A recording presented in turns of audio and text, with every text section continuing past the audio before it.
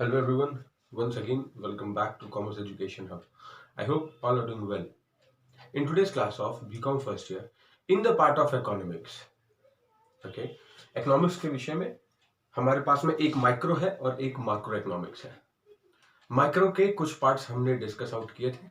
आज हम अनलॉक करने जा रहे हैं माइक्रो इकोनॉमिक्स में a very important theory that is known as classical theory of employment.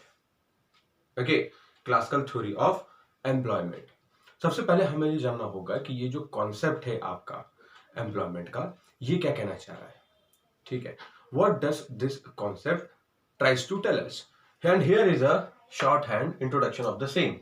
क्या कह रहा है कि साहब, a situation where everybody who wants to work gets employment.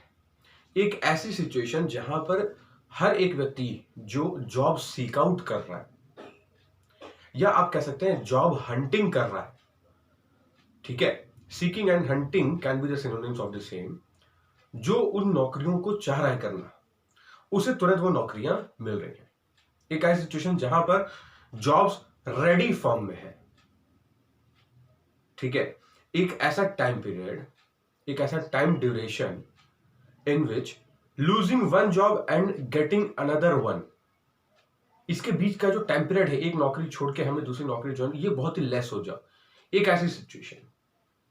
अब डेवलपिंग कंट्रीज में ऐसी सिचुएशन बहुत ही आसानी से बन जाती है. डेवलप्ड नेशंस में इट इज वेरी क्लियर आसानी से हो जाएगी, लेकिन अंडर डेवलप्ड जो नेशंस हैं, जो विकसित देश है, वहां ऐसी सिचुएशंस कम रहती हैं, लेस रहती हैं. सो बेसिकली ये जो कॉन्सेप्ट है हमारा फुल एम्प्लॉयमेंट का, ये कहता है कि ऐसा रोजगार जो हर एक व्यक्ति को प्राप्त हो रहा हो, ऐसा एम्प्लॉयमेंट जो कि टाइमली अवेलेबल है हर एक व्यक्ति के लिए. ठीक है, और साथ ही साथ जो नॉर्मल टाइम पीरियड है of losing one job and getting the other one is very less. Okay, अब यहां पर क्या है, ये जो हमारी क्लासिकल थ्योरी है, इस थ्योरी को आप दो पार्ट्स में लेकर के चलते हैं.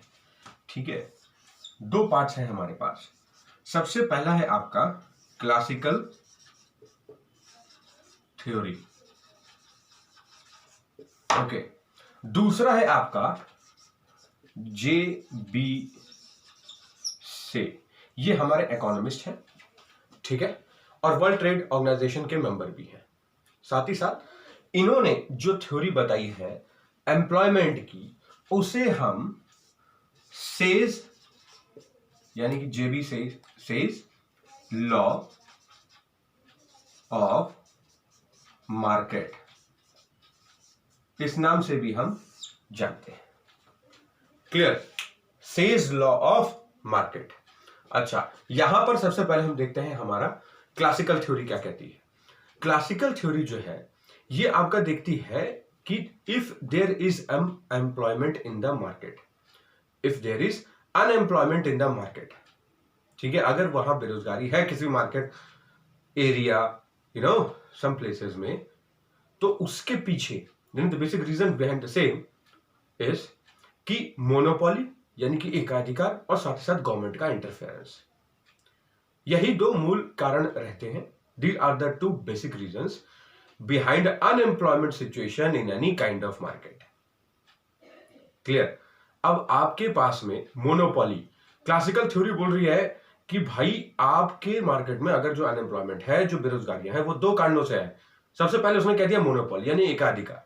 कोई एक कंपनी है, कोई एक उद्योग है, उसी ने सबको रोजगार दे देना है.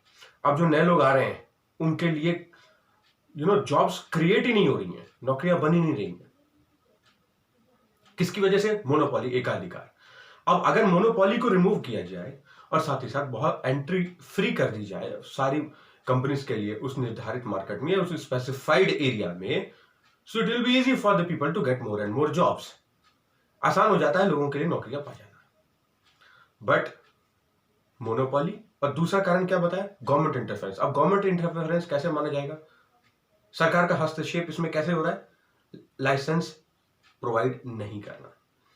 ऐसी कंपनीज जो मार्केट में नहीं है, जो आ रही हैं, उन्हें लाइसेंस प्रोवाइड नहीं करना. इसकी वजह से वो ऑथराइज नहीं हो पाती, वर्किंग में नहीं आ पा रही है, प्रोडक्ट मैन्युफैक्चर नहीं हो रहा है, मार्केट में जा नहीं रहा है, उद्योग स्थापित नहीं हो रही है, नौकरियां बन नहीं रही. अगर इस मोनोपोली और इस गवर्नमेंट के इंटरफेरेंस को रिमूव कर दिया जाए, फुल एम्प्लॉयमेंट की सिचुएशन अराइज हो जाएगी, पूर्ण रूप से रोजगार उपलब्ध होने लगेगा। क्लियर? यह था हमारा classical theory of employment. Okay, अब हम देखते हैं आपका जेबी से Say's law of market. Sorry, Say's law of market. JB से जो हमारे इकोनॉमिस्ट हैं उन्होंने कहा है कि एक ऐसी मार्केट में सिचुएशन जहां पर जो भी प्रोड्यूस हो रहा है वो सब कुछ सेल आउट हो जा रहा है। What ever is produced is sold out. Supply creates its own demand. Market में आप सप्लाई करते जा रहे हैं, प्रोडक्ट बिकता जा रहा है। ऐसी सिचुएशन, अब ऐसी सिचुएशन कब अराइज होगी? प्रोडक्ट हमेशा कैसे बिकता रहेगा? लोगों के पास में परचेजिंग पावर होनी चाहिए। अब वो परचेजिंग पावर किसकी? पैसों की। वो पैसा अगर इंसान के पास है तो जाहिर सी बात है उसके पास रोजगार होगा, तभी वो कमा रहा है। अगर जो भी मार्केट में प्रोडक्शन हो रहा है या जो प्रोडक्ट्स सॉरी रीच आउट हो रहे हैं मार्केट में, अगर वो सोल्ड आउट नहीं हो पा रहे हैं तो इसके पीछे ये नहीं कहा जा रहा है कि डिमांड कम है। उन्होंने इस थ्योरी को जो जिस एंगल से देखा है वो ये कह रहे हैं कि जो भी प्रोड्यूस हो रहा है वो सब का सब बिक रहा है। ऐसी सिचुएशन आई नहीं रही है कि डिमांड क्रिएट ना हो। ऑटोमेटिकली जब एम्प्लॉयमेंट होगा मार्केट में, रिच, पुअर, मिडिल क्लास, हर एक वर्ग का इंसान बहुत ही आसानी से सारे प्रोडक्ट्स खरीद सकेगा। और हर एक वर्ग के लोग, हर एक क्लास के लोगों के लिए सारे प्रोडक्ट्स की आजकल मार्केट में उपलब्धता है बहुत ही आसानी से। और उस उपलब्धता में भी उनके पास में वैरायटी है। आप एफएमसीजी सेक्टर में जाएं, मिडिल क्लास के लिए बहुत सारे ब्रांड्स हैं। वही ब्रांड्स सेम एफएमसीजी का प्रोडक्ट रिचर क्लास के लिए थोड़ा लग्जरी लेवल का बना रहे हैं, अच्छे स्टैंडर्ड ऑफ का बना रहे हैं। पुअर क्लास के लिए भी वो प्रोडक्ट अवेलेबल है। तो अब आप देखिए कि एफएमसीजी सेक्टर हुआ, अच्छा लेदर इंडस्ट्री में जाइए, प्लास्टिक गुड्स में जाइए, ऑटोमोबाइल सेक्टर में जाइए, हर एक वर्ग के लोगों के लिए है। ठीक है? और वो प्रोडक्ट्स जो मार्केट में सप्लाई हो रहे हैं, supply creates its own demand. आप सप्लाई करते जा रहे हैं, डिमांड क्रिएट होती जा रही है, आपका प्रोडक्ट रुक नहीं रहा है, स्टे आउट नहीं कर रहा मार्केट में। Income earned is income spended, ये कहना था किसका? जेबी से का। अब income earned is income spended. अब आपने जो आपकी इनकम है, जो भी आपकी आय का स्रोत है, जो साधन है जिससे आप कमा रहे हैं, वो इनकम अगर आप पूरी स्पेंड कर देंगे तो आदमी को ये लगता है कि चलो भाई अब अगले the next income of mine is ready, तभी वो करता है। अगर उसे भरोसा है कि भाई मेरी इनकम आ रही है तो वो एक्सपेंडिचर अपने मीट आउट करेगा, एल्स ही और शी वोंट। कुछ भाग उसका अपने मिनिमम या डेली एक्सपेंसेस को मीट आउट करने के बाद में हम और आप उसे सेव करते हैं।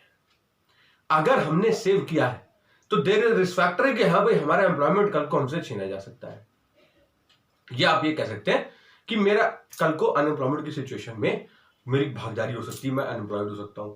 तो ऐसी सिचुएशन में क्लासिकल थ्योरी काम नहीं आती, यहां पर जेबी से की थ्योरी को लिया जाता है। तो हर एक का देखिए एक पहलू है, हर एक का एंगल है यहां पर इस थ्योरी ऑफ एम्प्लॉयमेंट को समझने का और देखने का। क्लियर? सो इसे हमने दो पार्ट्स में देखा, एक आपकी क्लासिकल थ्योरी और दूसरा आपका जो हमारे इकोनॉमिस्ट हैं जेबी से, इनकी। ये दोनों थ्योरीज को रिलेटेड तो है, बट ये हमें बता रही हैं एक ऐसी डिफरेंट सिचुएशंस जहां पर एम्प्लॉयमेंट को देखा जाता है। इन्होंने कह दिया मोनोपोली और गवर्नमेंट इंटरफेरेंस को रिमूव कीजिए, आप फुल एम्प्लॉयमेंट की सिचुएशन आ जाएगी।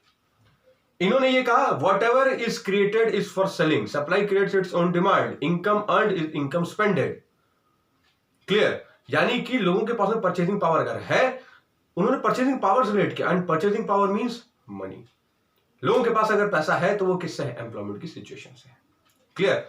अच्छा, और ये था हमारे लिए classical theory of employment. Clear? Kindly note it down, study the same from your book. Thank you.